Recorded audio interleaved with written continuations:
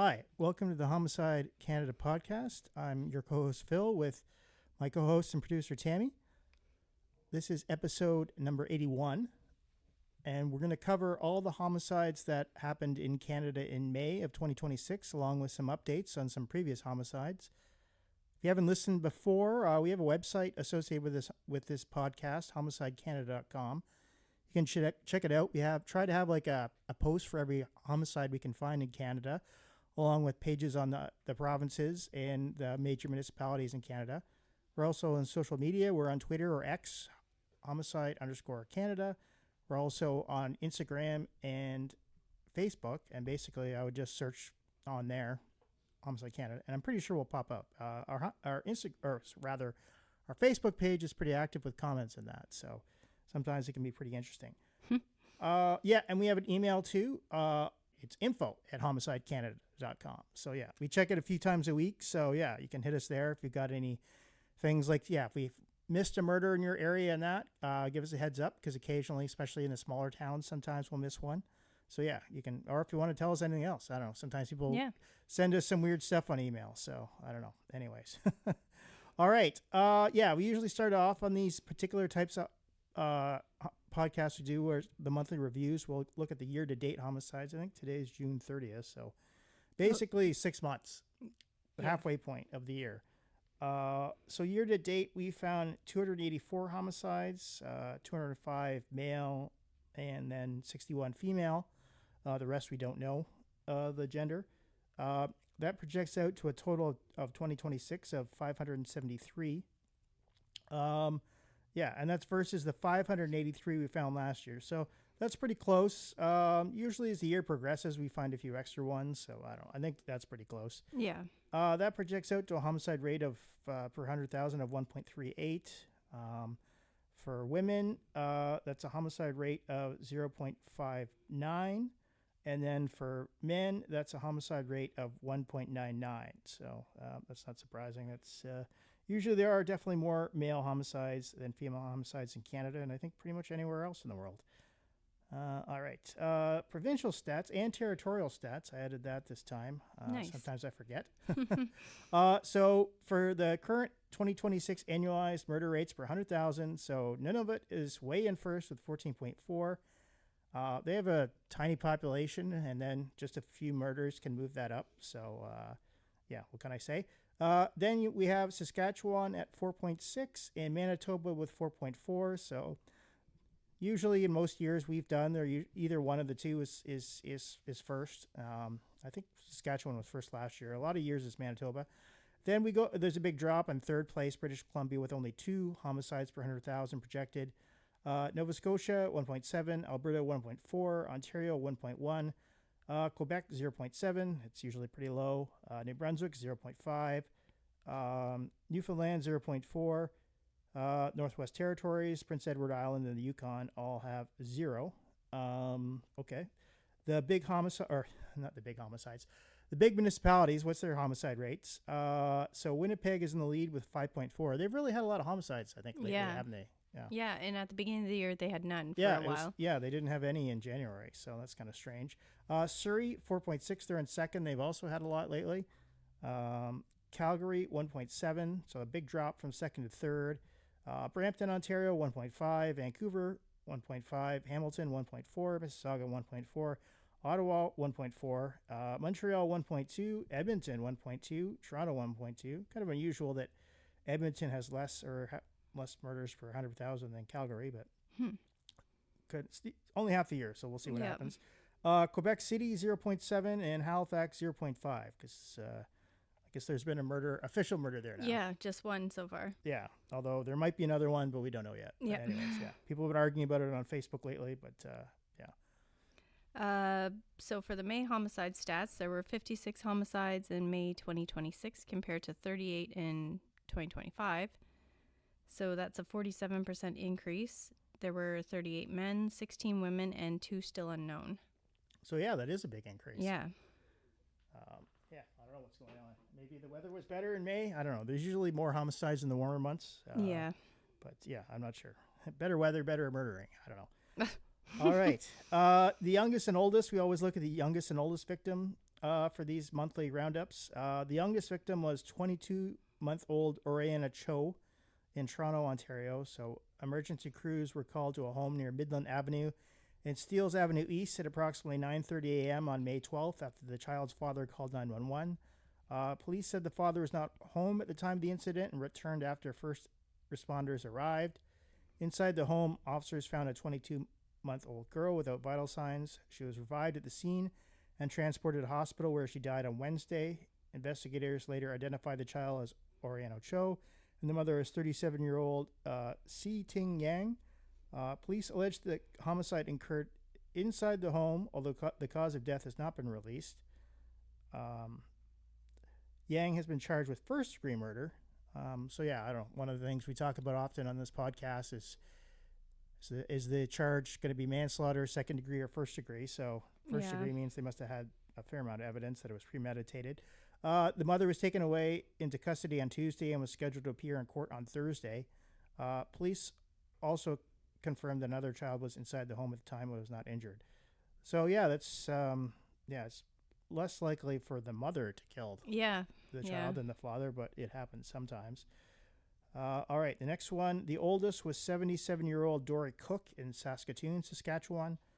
Saskatoon police were called to the 200 block of Avenue R South at approximately 10 p.m. on May 3rd, 2026, following a report of an injured woman. Officers arrived and discovered 77-year-old Dory Cook, a Métis woman, deceased inside a residence. Cook was known in the community as a social worker, mental health advocate, and musician. Police have charged 42-year-old Rachel Jessica Smallboy with second-degree murder.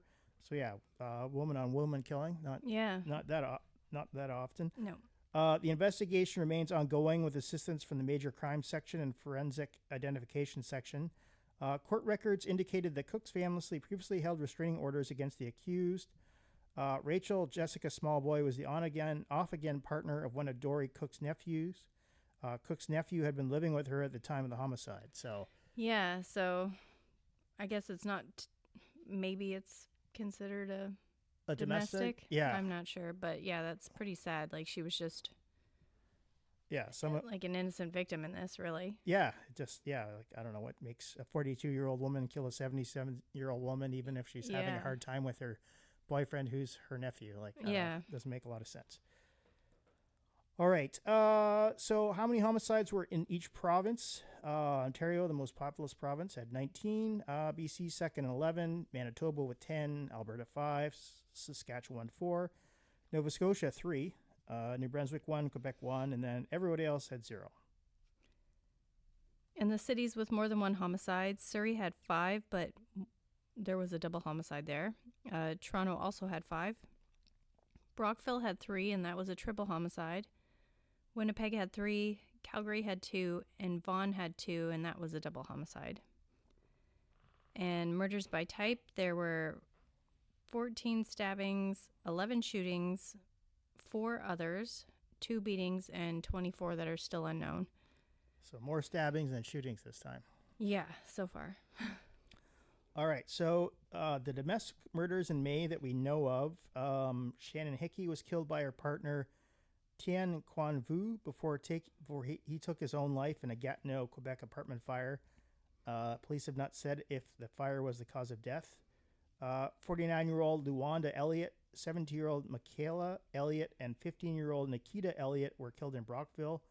The 17-year-old boyfriend of one of the teens was charged for first-degree murder. That's a pretty sad one. Yeah.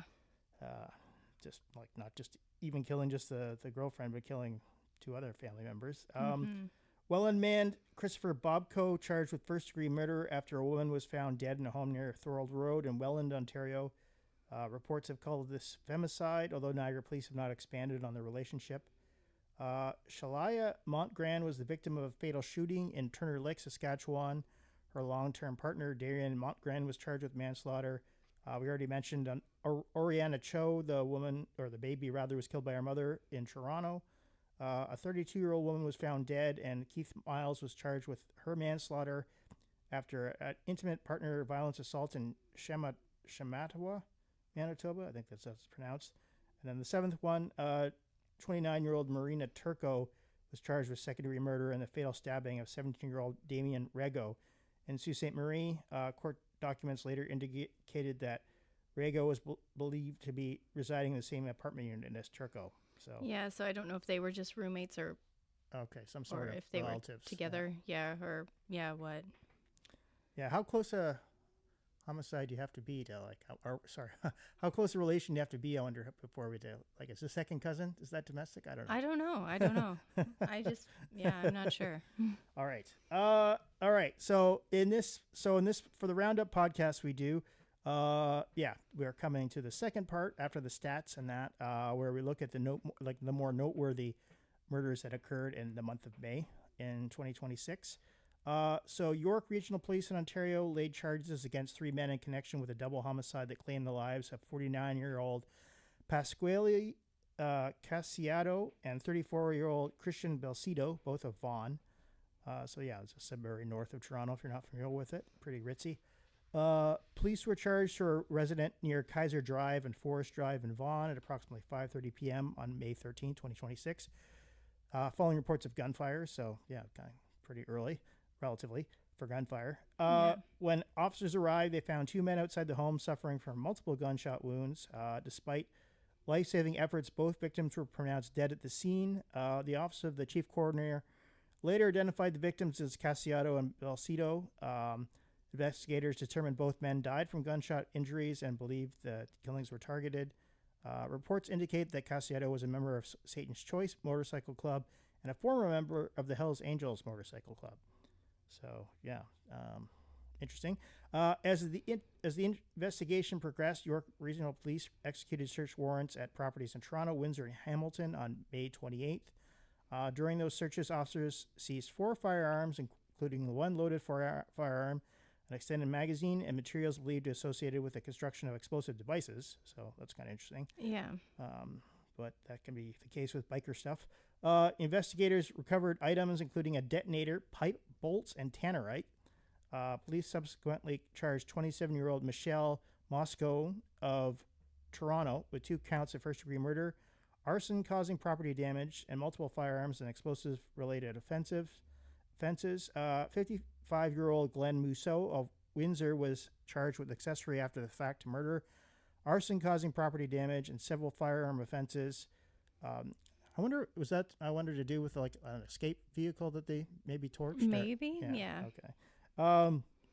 Because I don't think they torched the house. No. Okay. So, actually, investigators also sought a 48-year-old who was wanted on charges, or wanted on 2 counts of first-degree murder and 1 count of arson causing property damage. I think that guy's name was Murray. Yeah. Last name Murray. Police noted that Murray was known to travel out throughout Western Ontario and between Windsor and the Greater Toronto area. On June 4, 2026, Murray was arrested in Windsor and formally charged with 2 counts of first-degree murder and arson causing property damage. So one guy that was arrested is kind of interesting, although I think he wasn't charged with the murder. I think he was only charged with the accessory after the fact and arson and the firearm offenses. So Glenn Mousseau, what do we know about him? He's also known as Scuba Steve. So in 2021, Mousseau was sentenced to nearly 6 years in a U.S. federal prison for using underwater scooters to smuggle drugs across the Detroit River. That's wild. What is an underwater scooter? I think it's like in those James Bond films, like, that thing where they kind of hold on to it and it kind of like pulls you along and that. Weird. So, yeah. Underwater and that. And you're wearing your scuba gear, I guess. But so he was 49, I guess, and then, he gained international attention after authorities found him floating in the river attached to 185 pounds of marijuana back in 2020. That's crazy. So, investigators said he used high-powered underwater scooters to move drugs and cash between Canada and the U.S. while avoiding law enforcement. I was into Windsor earlier this year, a couple months ago, and that, and I don't know, it's a pretty big river, I guess, but I guess, if you've got an underwater scooter, maybe you can go back and forth. I could see that happening, although I'd be kind of wondering where you're getting in and out of the water. Mousseau later pled guilty to drug trafficking and illegally entering the U.S. Judge sentenced him to 71 months in prison, ordering the forfeiture of his underwater scooter, and ruled that he'd be deported after serving a sentence. So, he obviously has a record in that. So 2 of these, I guess, one guy was a biker, and okay. Yeah, I looked up the other two and I couldn't find any previous charges. Really? Okay. Which I thought was interesting. Yeah, but no, that's interesting too. 'Cause Yeah. usually these guys have like a pretty long rap sheet. So I don't know. Pretty weird. Two guys getting killed in a driveway, basically in Vaughan at 5:30. Yeah. Okay, a death investigation in Hamilton has now been upgraded to a homicide investigation following the discovery of a missing man's body in Hamilton Harbor. So at approximately 8 a.m. on May 29th, police were alerted of a body found in the water near Wilcox Street North. That's in the industrial area. I guess it's like near the old Stelco lands. And I think like that's not publicly like accessible. No, I don't think so. Okay. Due to the suspicious circumstances surrounding the discovery, the Hamilton Police Homicide Unit was called in to take over the investigation. The deceased was later identified as 48-year-old Marcin Sydor, who had been reported missing nearly a month earlier on April 27th. So we don't know anything about like how long he was killed, I guess. No. He's been missing since that period, and then his body shows up a month later. Yeah, like he could have been in there for a month, but it would be odd that nobody would have noticed. Yeah. Like, who knows? During the missing persons investigation, police determined that Sydor's disappearance was unusual and out of character, prompting extensive efforts to locate him. And following the recovery of his body, a post-mortem examination confirmed that his death was the result of foul play. Investigators have not released the cause of death or the details, citing the need to protect the integrity of the ongoing investigation. The Hamilton Police Homicide Unit is now working to determine exactly what happened and identify those responsible for his death. Police are also seeking information about a black 2014 Volkswagen Jetta with tinted windows, and anyone with information is asked to contact Hamilton Police at 905-546-2458. So yeah, that one is interesting. So his Volkswagen's missing as well. Yeah, you gotta wonder where that is. So you think they would have found that by now? It's been quite a while. So. Unless it's been put on a ship, like that seems to be happening a lot lately. That's a possibility. Yeah, and it's interesting that there's been a few more, like there's always been murders in Hamilton where the body ends up in the harbor, but it's interesting that he's missing for quite a while and then his body shows up in that. So yeah, it makes you wonder if it was like a carjacking or something gone wrong. Yeah, that's true too. So and then they just where do I dump the body? Well, dump it in the harbor. So yeah. All right, the next one. So a 30-year-old Nova Scotia woman is facing a manslaughter charge following a fatal incident in Upper Muscadobit. Let's see here. So emergency crews, including RCMP officers, paramedics, and fire services, responded to the 8,000 block of Highway 224 at approximately 1:20 p.m. on May 20th, 2026, after receiving reports of a man in medical distress. When first responders arrived, they found the victim suffering from physical injuries and in cardiac arrest. The man was transported to the hospital but later died. As investigators examined the circumstances surrounding the death, they determined the victim had been involved in a physical fight earlier that day. On May 23rd, members of the RCMP and Halifax Regional Police Integrated Special Investigation Section arrested 30-year-old Easton Marshall Paul in connection with the case. He has since been charged with manslaughter, was scheduled to appear in Dartmouth Provincial Court on May 25th. The investigation remains ongoing with assistance from RCMP Forensic Identification Services and Nova Scotia Medical Examiner Service. Anyone with information about the incident is asked to contact the RCMP/HRP Integrated Special Investigation Section at 902-490-5333.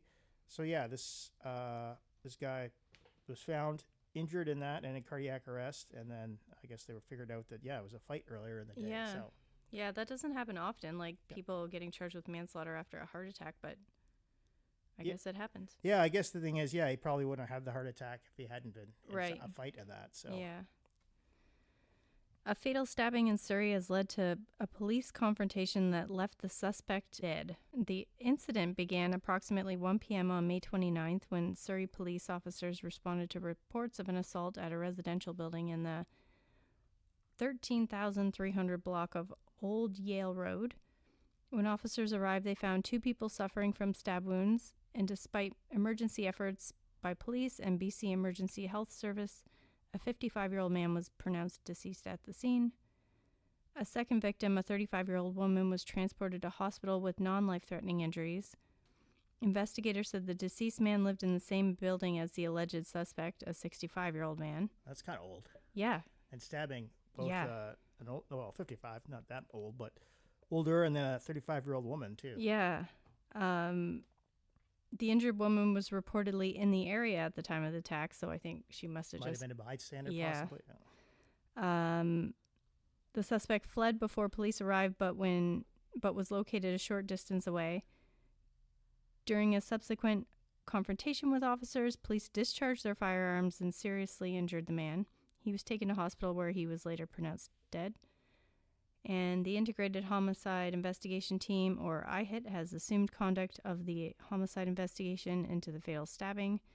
Meanwhile, British Columbia Independent Investigation Office is also examining the circumstances surrounding the police-involved shooting, and authorities have not released any additional details, and both investigations remain ongoing. So, yeah, maybe the killer was wielding a knife and that at the police officers and that. And then Maybe. That seems to happen a lot lately. Yeah, and then that resulted in his shooting and getting killed, so... Yeah, pretty strange stuff. All right. The next one. So Toronto police are investigating the city's 10th homicide of 2026 after a man was found dead inside a private garage in downtown Toronto. The investigation began on the morning of May 23rd when officers responded to a medical complaint near Dundas Street East and Seton Street at approximately 9:22 a.m. Upon arrival, police were directed to a laneway garage where an unresponsive person had been discovered. Investigators found the victim suffering from obvious traumatic injuries, and he was pronounced dead at the scene. Following a postmortem examination, authorities officially ruled the death a homicide. Interestingly, police initially identified the victim as a woman, but later confirmed the deceased was a man. Yeah. So that's all odd. The victim was described as approximately 5'6" with a medium build, dark hair and dark eyes, and investigators believe he may have been of Asian descent. At the time he was found, he was wearing a black jacket bearing the words Vision Youth Leaders Program and a silver necklace with a heart-shaped pendant featuring wings and a clear stone. As part of the investigation, Toronto police released photographs, including a digital restoration image, in an effort to identify the victim and advance the case. The investigation moved quickly, and on May 25th, just 2 days later, police arrested 30-year-old Boubacar Dembele of Toronto. He's been charged with secondary murder. The Toronto Police Homicide Missing Persons Unit continue investigating the circumstances surrounding the death. So, yeah, they've actually made an arrest. Yeah. But they still don't know who this person is. No, and we have the digital picture on the website if anyone wants to check it out. But, yeah, it's kind of weird that they also thought that the man was a woman. Yeah, I'm kind of wondering, I don't know, did they not check, sort of? Yeah, maybe. Yeah, who knows? Right, initially in that, I don't know. So, strange case. RCMP in Nova Scotia are investigating a homicide after a man was found dead near a house in Upper Big Truckady. Yeah, my mother came from fairly close to there. So, oh, wow. Yeah. Emergency crews responded to reports of a residential fire at approximately 8:25 p.m. on May 31st, 2026. After firefighters extinguished the blaze, officers discovered the body of a man on the property near the burnt residence. Yeah, one thing with doing this podcast, it happens so often, they'll be they'll either, less regularly, they kill the person with the fire, but yeah, it's pretty regular that people, light the place up on fire after. Yeah.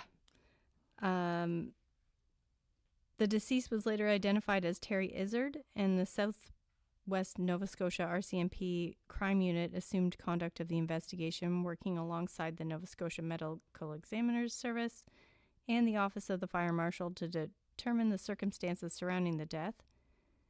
Investigators revealed that this was the second fire involving Izzard's residence in just over 2 weeks. So that's pretty suspicious. Yeah, somebody was leaving a message, I guess. His home had previously been heavily damaged in a separate fire on April 18th. So heavily damaged, and then he's also still in the house. Yeah. Okay. Initially, police treated the death as suspicious and stated they did not believe it was connected to a homicide that occurred in nearby West Arm Tracadie on May 21st. However, on June 2nd, the Nova Scotia medical examiner officially ruled Izzard's death a homicide. Investigators now believe both the homicide and the fire was targeted. Police have not released any further details regarding the death, and investigation remains ongoing. Anyone with information that could assist investigators is asked to contact our CMP's Southwest Nova Major Crime Unit at 902-365-3120. Yeah, it kind of makes you wonder if they would have been able to solve the first arson or something about it. And also, why would he still be living in there if yeah, it was no, heavily that's damaged? pretty strange. It was heavily damaged. I don't know. So yeah, it's kind of weird. That's a pretty rural area of Nova Scotia, though. So who can say? All right. So missing Lions Bay actor found dead is iHit launches homicide investigation. So this is in BC. So iHit has taken over the investigation to the death of Lions Bay resident Stewart McLean. According to police, Squamish RCMP received a missing person report on May 18th after McLean had not been seen for several days. Investigators said the 64-year-old actor was last seen at his home in Lions Bay on May 15th. Officers continued their investigation. They uncovered evidence that suggested McLean may have been a victim of the homicide. I wonder exactly what that means. On May 20th, iHit officially assumed conduct of the case with support from Squamish RCMP and Integrated Forensic Identification Service. And then just 2 days later, May 22nd, iHit confirmed that human remains were found in the Lions Bay area, and they've been identified as those of Stewart McLean. Investigators are now working to piece together McLean's final movements. Police are saying they are reviewing surveillance footage, conducting interviews, and gathering additional evidence as they work to determine exactly what happened. McLean was a familiar face to television audiences, appearing in several productions throughout his acting career. His credits include the popular Netflix drama Virgin River. Did you watch that? No. No, I haven't watched either. As well as A Murder in a Small Town and Less Than Nothing. He had starred in 25 episodes of Cloud Van Tales. Follows the daily lives of 3 zany stoners. At this stage, investigators have not released information about any suspects or arrests, and the homicide investigation remains ongoing. Anyone with information that may assist investigators is encouraged to contact police. We'll continue to follow this case and provide updates as more information becomes available. So yeah, it's kind of interesting that this actor was kind of like disappeared, and then they were able to find his body. And that I kind of wonder maybe if there was kind of blood at his house or something, or what. Yeah, weird that they would have thought it was a homicide before they found him. Okay, a man accused in a vehicle ramming incident in Vancouver's West End is now facing a murder charge following the death of one of the victims. Prosecutors have upgraded the charge against Tad Bally to include second-degree murder and attempted murder, along with 2 counts of dangerous operation of a motor vehicle causing bodily harm. The new charge follows the death of Johnny Suds, an elderly wheelchair user who suffered critical injuries on May 15th during the incident and later died in hospital on May 24th. Suds was identified by family members as the victim in the case. Police allege that Bally drove a dark blue Jeep Cherokee erratically, intentionally mounting the sidewalk and running over park landscaping, striking Suds before colliding with a police cruiser while responding to the scene. Bally, the driver, was trapped inside the overturned vehicle and extracted by emergency crews. 2 police officers were also injured in the crash, and both were treated in hospital and released later that same day, and Bally remains in custody as the case proceeds through the court system. So that's kind of wild, like just to drive through a park for... Yeah. But like, what was his... It said it was intentional, but why? Yeah, I don't know. It makes you wonder at that. Yeah. I guess, I don't know. And ramming a police car, too. Yeah. Crazy case. So I don't know what the guy was doing, driving like a maniac, and then at least he's got a second-degree murder charge now. Yeah. So a teen was arrested in connection with a May Casciato, Quebec septic tank homicide. So this is a little bit of a strange one. So Quebec Provincial Police, the Sûreté de Quebec, have arrested an 18-year-old in connection with a homicide that occurred in Casciato in late May. Brian Canadian White Bean, that's an interesting name, appeared in St. Jerome on Wednesday, June 24th, and has been charged with first-degree murder. White Bean is accused in connection with the death of Ronnie Beltre Gonzalez, who was found unconscious on May 29th in a septic tank at a former school site in Casciato, northwest of Montreal. Yeah. So, emergency responders and firefighters removed the victim from the tank and transported him to hospital, where he was later pronounced dead. The arrest was made by the Sûreté de Quebec's major crime unit following investigation into the incident. There hasn't been a lot of information about this one. Yeah, like, did he kill the guy beforehand, allegedly, and then dump his body in the septic tank? Or did he, like, throw the guy in the septic tank and he drowned? Like, yeah, what a way. That's pretty weird. So, I don't know. Keep following on that one. All right. Now we're the part of the podcast where we're going to look at some notable updates on some cases we've been following already. So nearly 8 years after the death of Delta resident Ian Roberts, investigators have announced a major breakthrough in the case. So that's 8 years. That's a long time. Yeah. The investigation dates back to April 30th, 2018 at approximately 6 a.m. Members of the Langley RCMP recovered a red 1996 GMC Jimmy connected to 43-year-old Ian Roberts. Later that afternoon, around 2:30, Ridge Meadows RCMP responded to a report of a body found in Pitt Meadows. Officers arrived and discovered a deceased man who was later identified as Roberts. The case was subsequently taken over by the IHIT Integrated Homicide Investigation Team, working alongside police agencies from Ridge Meadows, Langley, Surrey, and Delta, BC. Investigators spent years examining evidence, following leads, and piecing together the circumstances surrounding Roberts' death. According to police, the lengthy investigation helped establish key details about both the cause of death and the location where the homicide is alleged to have occurred. As detectives continued to build the case, they uncovered evidence that ultimately led to criminal charges. On June 11, 2026, 45-year-old Michael Tattoo King. Yeah, another strange name. Formerly known as Michael Brandon Anderson. So the Michael and Brandon, formerly known as Michael Brandon Anderson, Michael is spelled like how you would think it was spelled. But then Michael Tattoo King is Miikael. I don't know. Yeah. Maybe you're supposed to pronounce that differently. I'm not sure. Mikael? And then Tattoo King is the rest of his name. So that's obviously a little bit odd. Yeah. It was charged with one count of first-degree murder and one count of obstruction of justice in connection with Robert's death. Investigators believe the homicide was a targeted incident involving people who were known to one another. Speaking about the case, IHIT spokesperson Sergeant Freda Fong described the investigation as lengthy and highly complex, requiring years of dedicated work by investigators determined to find answers. She said the first-degree murder charge marks a significant milestone and expressed hope that the development provides some measure of comfort to Robert's loved ones as the court process moves forward. With the matter now before the courts, police say no further details were released at this time. So, 8 years ago. And then, I don't know, I guess it's taken that long to kind of like piece together all the stuff. And then, the guy who's the killer is known as Michael Tattoo King. So, that's kind of unusual. But, I don't know, British Columbia, what are you going to say?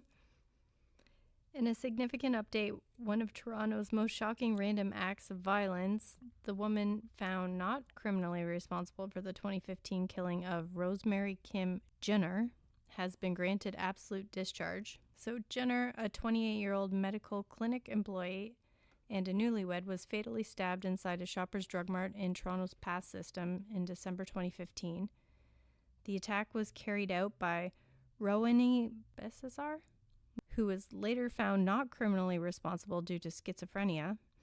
According to a June 2026 report from the National Post, the Ontario Review Board determined Bessasar no longer poses a significant threat to public safety and ordered absolute discharge, ending all court-ordered supervision and restrictions related to the case. Investigators and medical experts determined that Bessasar was experiencing a severe untreated psychosis at the time of the killing. Since her NCR verdict, she has undergone years of psychiatric treatment, remained compliant with medication, and has lived in the community under supervision since 2021. The Ontario Review Board stated that while the tragedy can never be undone, Bessasar sustained commitment to treatment and recovery and led to the conclusion that she no longer meets the legal threshold for continued oversight. And the update was first reported by the National Post back on June 11th. Yeah, I remember this case at the time and that. I guess the one thing you can say is that it was 2015, so she's been under supervision for 11 years now, which is Yeah. like quite a long time. But yeah, even still, just kind of a random killing in the Shoppers Drug Mart is obviously a pretty heinous crime. So, and I'm sure the victim's family's not super happy about that. All right. A Surrey, BC man described police as a person of interest in several gang-related investigations who was found dead earlier this year in what investigators said was a targeted killing connected to British Columbia's ongoing gang conflict. So according to Vancouver Sun, 27-year-old Nassim Ali Mohammed, a member of the Brothers Keeper gang and described by sources as an alleged hitman, was discovered inside a burning home in Surrey's Panorama Ridge neighborhood on January 12, 2026. Police and firefighters responded to the fire and found Mohammed inside the residence. Investigators later determined he'd been shot before the fire was set. So, yeah, another case of a... Yeah, at least we know this time. Yeah. A source told Post-Media News that a side door in the 8-bedroom, 6-bathroom house, it's pretty large. That's a big house. At 12732 56th Avenue have been left unlocked, meaning easy access for Mohammed's killer or killers. So that's kind of interesting. Yeah. The Integrated Homicide Investigation Team, or IHIT, said the killing appeared to be a planned gang-related attack and confirmed that multiple people are believed to have been involved. Investigators continue to search for answers, and no arrests have been publicly announced in connection with Mohammed's death. The Vancouver Sun reported that Mohammed had been on police radio for years and had been identified as a suspect or person of interest in several gang-related killings across British Columbia and Ontario. They've never been charged with a homicide before his death. The article traces Mohammed's rise from a Surrey teenager drawn into street crime to a figure connected to one of BC's most violent gang conflicts with two older brothers. The murder allegations, his rap career, and social media taunting and his ultimate end. Investigators and former law enforcement officials described a pattern of escalating violence, retaliation, and shifting loyalties within the gang world. Mohammed's death is now viewed as another chapter in a long-running cycle of violence involving rival groups. Police continue to investigate his killing as well as other unresolved cases connected to the broader gang conflict. The source is a Vancouver Sun article. It's very interesting. I suggest you check it out. It's called Someone Will Turn on You, The Short Life and Violent Death of an Alleged Surrey Gang Hitman by Kim Bolan. And that was published on June 12, 2026. Yeah, it's a really long article, but it is interesting. A Winnipeg judge has removed the high-risk accused designation from a man found not criminally responsible for a series of violent attacks that killed his parents and injured a former supervisor. So Trevor Farley was found not criminally responsible due to a mental disorder in 2023 after the October 27, 2021 deaths of his parents, 73-year-old Judy Swang and Stewart Farley, as well as the stabbing of a former nursing supervisor, Candace Swarzrek, at Seven Oaks General Hospital. At the time, Farley was experiencing a severe psychotic episode involving religious delusions. He was later placed under a rare high-risk accused designation, the first time that label had been used in Manitoba. The designation was meant Farley faced additional restrictions and could only receive a discharge with approval from a superior court judge. And on June 16, 2026, Court of the King's Bench Justice Kenneth Champagne ruled that Farley no longer met the standard for high-risk label, finding there was no longer substantial likelihood that he would use violence that could endanger others. However, the judge said that Farley remains a significant threat to public and ordered that he continue to be detained in a hospital setting. Farley has remained in treatment at the Selkirk Mental Hospital Center. The court heard that he has been compliant with medication and has learned more about his bipolar disorder and has been considered a model patient during his treatment. His lawyer said that the decision allows Farley to potentially seek gradual increases in freedom, such as supervised privileges, but emphasized that any possible release is still long away. The family of the survivor, Candace Swarzrek, expressed disappointment with the decision. Her daughter said that her mother continued to deal with significant physical and emotional effects from the attack and remains fearful about the possibility of Farley eventually being released. Farley is expected to return before the review board within 45 days for further decisions about his treatment and restrictions, And the board said they will continue to do annual reviews moving forward. Yeah, that's kind of wild. Like he killed like 2 people in that, and then stabbed somebody else in that. But I guess it's been 5 years. But I guess it's he's still going to be in hospital. So yeah. All right, the next one. A Pickering teenager has pleaded guilty to first-degree murder in the 2025 killing of an 83-year-old retired teacher after prosecutors released disturbing details about the planned attack. According to the Toronto Sun, the youth, whose identity is protected under the Youth Criminal Justice Act, admitted the murder of Eleanor Doney, who was killed outside her Pickering home on May 29, 2025. An agreed statement of facts presented in court, the teen had developed an intense interest in serial killers, violence, and avoiding detection in the weeks leading up to the attack. Investigators found evidence that he had researched topics related to stalking, stabbing methods, and notorious killers, so that's interesting. On the day of the murder, surveillance video showed the teen approaching Doney when she was outside gardening. After a brief conversation, he retrieved a knife from a briefcase and attacked her. Doney attempted to get away, but she was followed and stabbed multiple times. Emergency crews responded shortly afterward, but despite efforts to save her, Doney died in hospital. Investigation later revealed that the teen had been suspended from school the day before the killing after bringing a knife to class. Yeah. So there's a lot of foreshadowing here. Messages sent to friends around that time showed he had discussed leaving the area and potentially harming someone. Police recovered a knife believed to be used in the attack along with clothing and other evidence connected to the case. Investigators also found online searches and videos related to serial killers, including material about famous murderers and fictional characters associated with violence. The court heard that the teen had shown a particular obsession with Yoshikage Kira, a fictional serial killer character from the manga and anime series JoJo's Bizarre Adventure. The teen pleaded guilty to planned and deliberate murder. A sentencing hearing is scheduled for the next month. I guess for first-degree murder, like if you're not an adult, I think the max is like 6 years supervised and then 4 years sort of outside of jail, or prison. So yeah, that's kind of sad. And yeah, obviously like this kid's pretty young and kind of obsessed with serial killers, and just I guess decided to kind of act out in that. So. And the fact that like he got caught with a knife the day before at school, that's kind of weird. Yeah, that's a lot of red flags. A lot of red flags there. A Toronto teen convicted of second-degree murder in the fatal shooting of a young father, A.J. Simpson. A Toronto judge has convicted a teenager of second-degree murder in the fatal shooting of 20-year-old A.J. Simpson, rejecting the Crown's argument that the killing was planned and deliberate enough to warrant a first-degree murder conviction.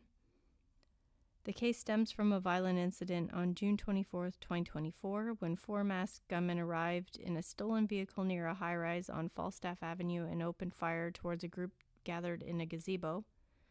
During the chaos, one of the shooters, who was 14 years old at the time, broke away from the group and chased Simpson, who was riding a scooter nearby. When Simpson realized he was being pursued, he abandoned the scooter and tried to flee. The teen allegedly fired several shots, striking Simpson before approaching him and firing additional rounds at close range. Simpson died at the scene. Court heard that there was no personal connection between the victim and the shooters.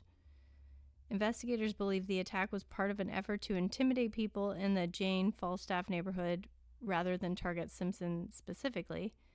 Surveillance footage shows the captured portions of the incident.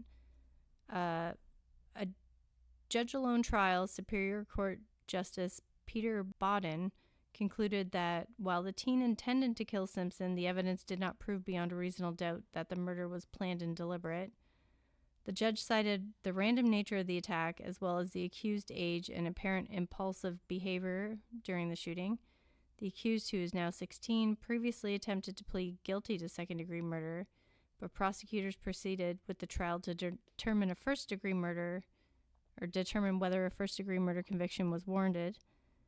Prosecutors have indicated that they will seek an adult sentence, and under the Youth Criminal Justice Act, a youth convicted of second-degree murder faces a maximum of 7 years. However, if sentenced as an adult, the teen would face a mandatory life sentence, and the teenager's identity remains protected under a publication ban unless an adult sentence imposed. I didn't know that. Yeah. It's interesting, like, he shot him, like the first time, Yeah. and then came up to him and, pumped 4 rounds in him to finish him off. Like, I don't know how that really can't be first-degree murder. That seems intentional then. Yeah. So, Yeah. like, you made the choice to, and just because you didn't know the guy, you just decided to kill one. Like, Yeah. that's like if you say, I'm just going to kill someone, I don't know their name. Like, I don't think it really matters in that case. So I'm kind of curious if this had been a jury trial, if they would have like convicted him of first-degree murder. Because I'm not sure if that would have happened. So, and it'll be interesting. I'm very skeptical that he'll get an adult sentence, because that's incredibly rare, even though this is a pretty heinous crime. Yeah. But yeah, he was pretty young when he did it. But yeah, it's obviously like this. This is a horrific crime. Like, it's not even like you knew the person and you're angry at them for some reason. And it wasn't like a self-defense or anything. It was just kind of, I want to randomly kill someone in the neighborhood. So yeah. All right. Okay, here's the last one for this podcast. A former BC correctional officer is now the subject of an arrest warrant after being charged with breach of trust, unauthorized use of a government computer, and impersonation.